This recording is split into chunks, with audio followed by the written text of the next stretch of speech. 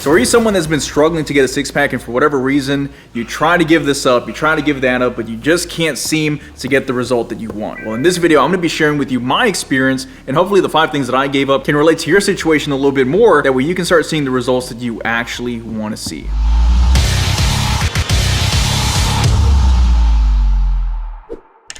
So the 5 things that I gave up to get a six-pack. I gave up going out with friends who didn't match my future.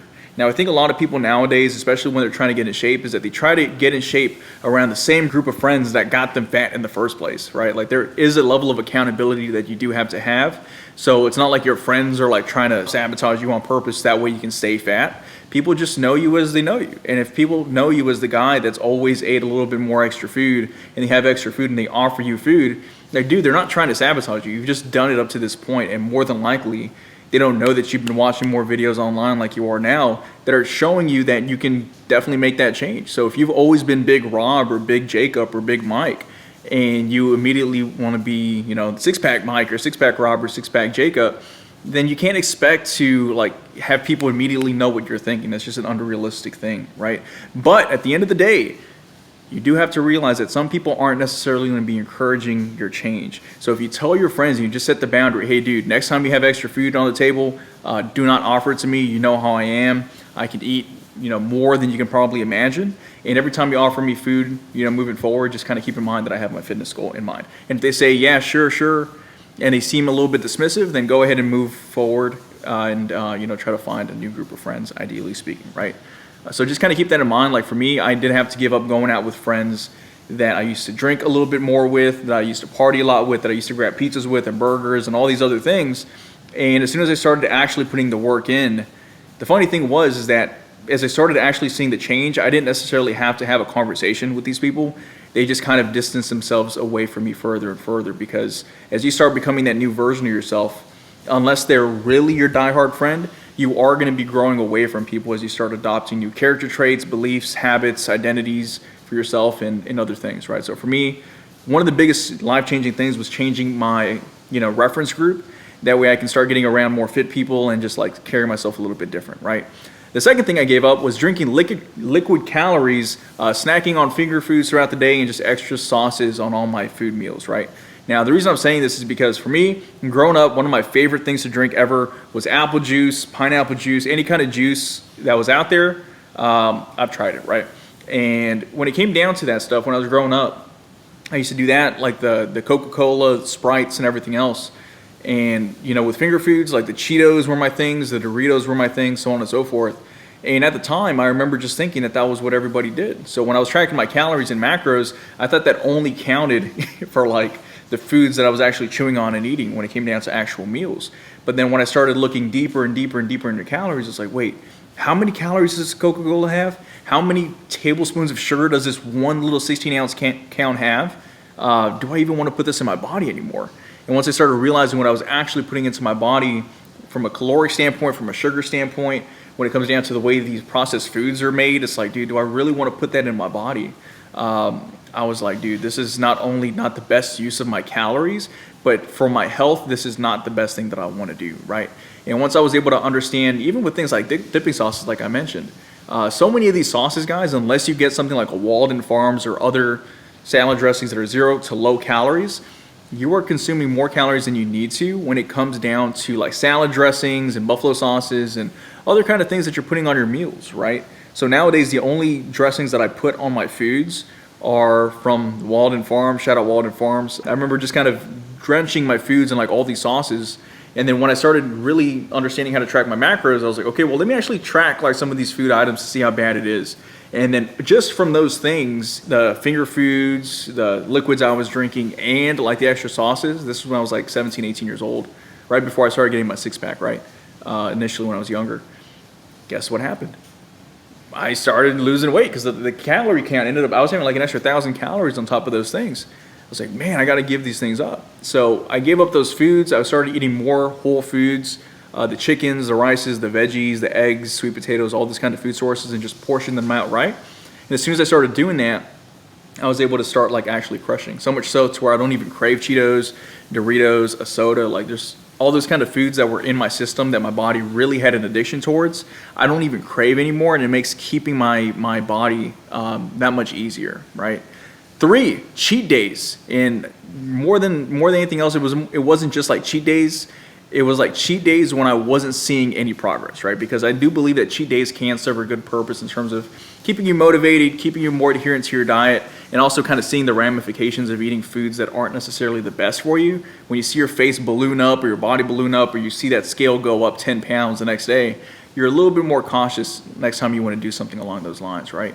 And for me, I remember I was having cheat days like 3 times a week when I was in my 20s, and I couldn't figure out why I wasn't, seeing progress. And the reason being is because when you're 17, 18 years old or 16 years old, specifically for me, like I was mentioning earlier, I was someone that was like a machine when it came down to my sports, because I was going to wrestle and football, and sometimes I was swimming and then martial arts, and I was doing all these activities when I was younger, and I couldn't figure out why as an adult I couldn't eat the same way.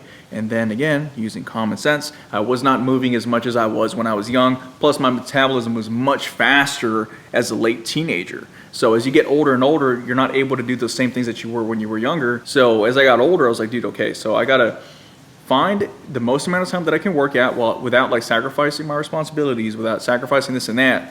And then I need to eat in accordance to that.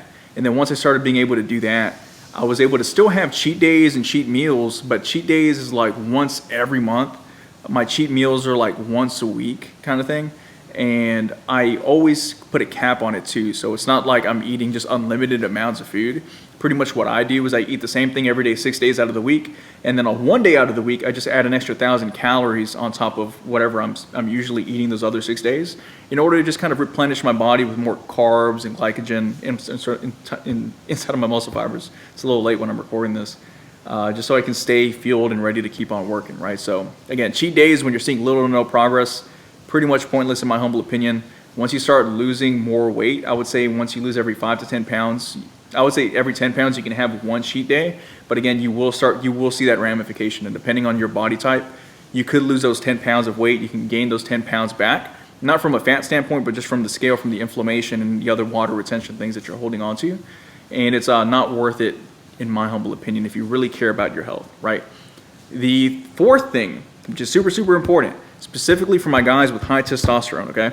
I stopped dating women who fed me bad food so I can stay comfortable. You will only be as fit as your girl allows you to be. And I mean that from the bottom of my heart. I always advise people that if you value health, only date based off of people that value health as well, right? Like, don't be the person that is all about counting your macros and your calories, and you get your runs in and you get your workouts in, and you're all about these things, and then you date someone that's not necessarily of that same mindset. Because if you all decide to get married and have kids or whatever the case may be, and you're living like that and she's living a whole different way, there's usually going to be a compromise in the middle if she's not willing to adopt a healthier lifestyle. So I do advise people to just meet someone that already values health, that's already getting their workouts in, that's already tracking their calories, and already pretty secure with their body. That way, when you start, taking this more serious, or you just start dating, and then you're already like on point with the macros and calories and workouts, it's not like anything has to change about your lifestyle, because she met you like that. And ideally speaking, if she's already doing the same thing, y'all can have little meal prep dates together, y'all can go supplement shopping together and have a whole bunch of fun.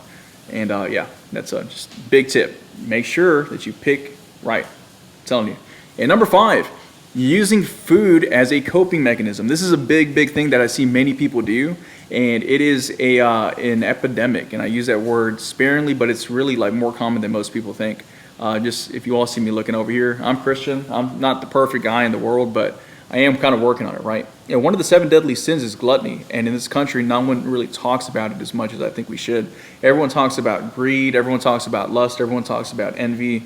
Everyone talks about all these other things, but no one really talks about gluttony. And no one really talks about being lethargic, right? And when it comes down to food specifically, food releases certain chemicals in your brains that when you are stressed and when you're depressed can temporarily put a band-aid on that broken bone of whatever you're dealing with here or here. So I don't blame people for wanting to have the ice cream. I don't blame people for wanting to have the pizza or the burger. But you do have to realize that if you choose to do that and you don't take proper precautions in order to make sure that that fits your big picture fitness goals, then you're going to be setting yourself back. You're going to look worse, and it ends up becoming a negative feedback loop, because you feel bad, you eat bad, and then you look in the mirror, and then you look bad again, and then you keep on going that way, and before you know it, you lose track of who you were becoming this whole time, right? So it's always my advice to people, like, dude, emotional kind of work is not corny. Emotional intelligence is not corny. Learning how to like talk to yourself in like a self-therapeutic way is not corny. Meditating is not corny. I don't care who tells you what, and I just eat to feel good and perform good and have good energy and look great in the mirror and everything else, right? And food is supposed to be for that reason, right? Like, you can celebrate with food here and there. That's kind of like the bonus one. So I stop celebrating with food. When it's Thanksgiving, I don't need to eat the turkey. When it's Christmas, I don't got to eat the whatever. When it's my birthday, I don't got to eat the cake. Like, I eat to be fit kind of thing at this point.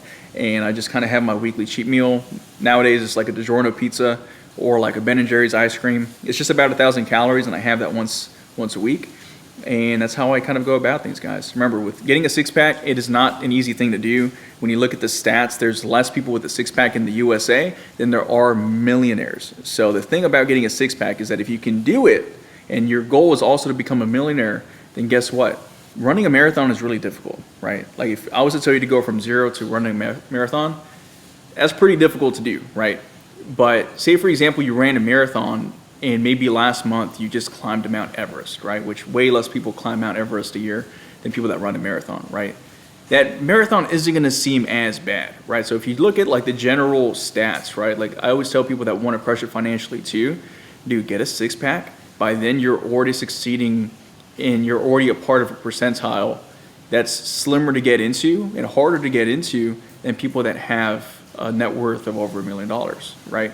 So if you can climb Mount Everest, that marathon's not going to seem as hard. I'm telling you this from firsthand experience. I'm far from like that, the millionaire standpoint or whatever, but you know, there's a lot of people out there that I respect that have mastered their fitness and then they accomplish their financial goals, right? So I always tell people, get the six-pack, start crushing it in one area of your life, maintain it, become habit focused, not outcome focused, and eventually over time you will get to that outcome that you desire. Thank y'all very much. And again, if no one's told you in a minute, I'll tell you right now, it's time to get your shit together, man.